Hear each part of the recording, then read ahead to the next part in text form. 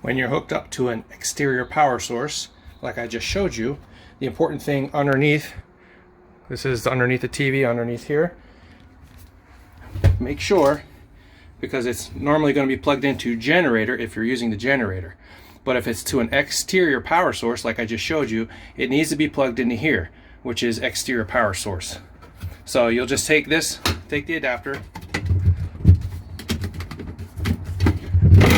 pull it straight out, lift this up, plug it straight in, and that's it. And now it's connected.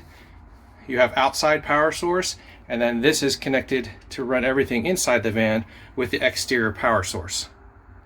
When you want to switch over, because you're not plugged in outside anymore, and you want to use the generator, you have to plug it in here.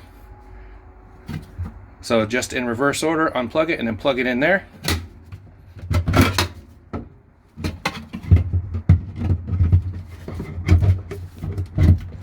And now it's ready to go using the generator.